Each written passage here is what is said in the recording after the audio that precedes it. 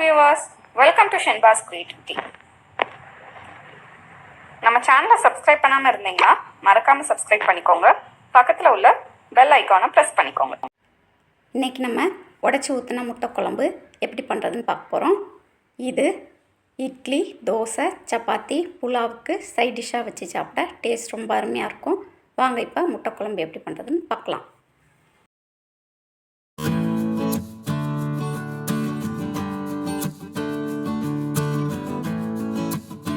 சின்ன வெங்காயம் 150 கிராம் எடுத்து க்ளீன் பண்ணி கட் பண்ணி எடுத்துக்கோங்க. மசாலா ஜாமா என்னென்ன வேணும்னு பார்க்கலாம்.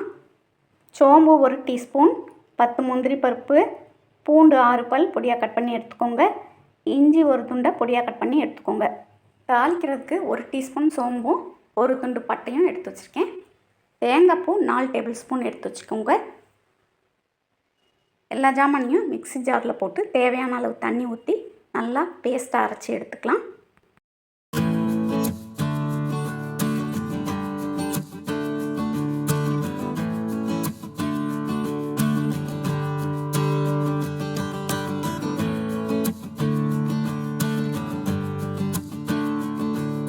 இந்த மாதிரி வலுவலுன்னு அரைச்சி எடுத்துக்கோங்க.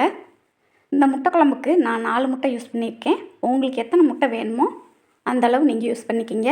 ஒரு பேனில் 3 டேபிள் ஸ்பூன் நல்லெண்ணெய் ஊற்றிக்கலாம்.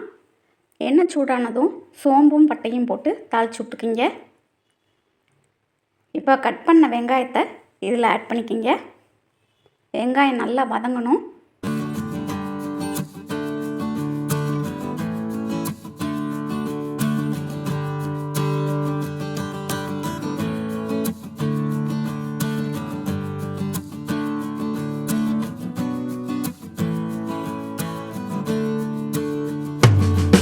இப்போ வெங்காயம் நல்லா வதங்கிருச்சு. இப்போ இதில் 1/2 டீஸ்பூன் மஞ்சள் தூள், 1 டீஸ்பூன் சீரகத்தூள், 1 டீஸ்பூன் மிளகாய்த்தூள் போட்டுட்டு நல்லா மிக்ஸ் பண்ணி விட்டுக்கிங்க. இப்போ இதில் அரைச்ச மசாலாவை சேர்த்துக்கலாம். தண்ணி கொஞ்சம் அலசி ஊற்றிக்கிங்க.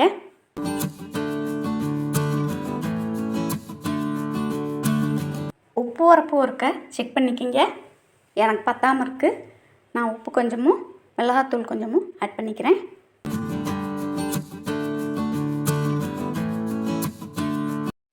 குழம்பு லேசாக கொதிக்க ஆரம்பிக்கும் போது அடுப்பை சிம்மில் வச்சுக்கிங்க. இப்போ ஒவ்வொரு முட்டையாக உடச்சி ஊற்றிக்கலாம். நான் முட்டை குழம்புக்கு 4 முட்டை உடச்சி ஊற்ற போகிறேன். குழம்புல உடனே கரண்டி போட்டு கிண்டாதீங்க, முட்டை கலங்கிரும். முட்டையை உடச்சி ஊற்றிட்டு மூடி போட்டு 5 நிமிஷம் வேக விட்டுக்கலாம்.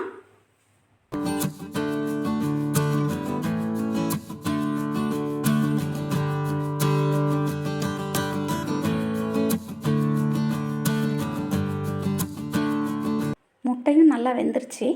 இந்த முட்டை குழம்பு இட்லி, தோசை, சப்பாத்தி, வெஜிடபிள் பிரியாணி, புலாவ் இதுக்கெலாம் நம்ம சைட் டிஷ்ஷாக வச்சு சாப்பிட்டா டேஸ்ட் ரொம்ப அருமையாக இருக்கும். நீங்களும் இந்த ரெசிபி கண்டிப்பாக உங்கள் வீட்டில் ட்ரை பண்ணி பாருங்கள். தேங்க்யூ.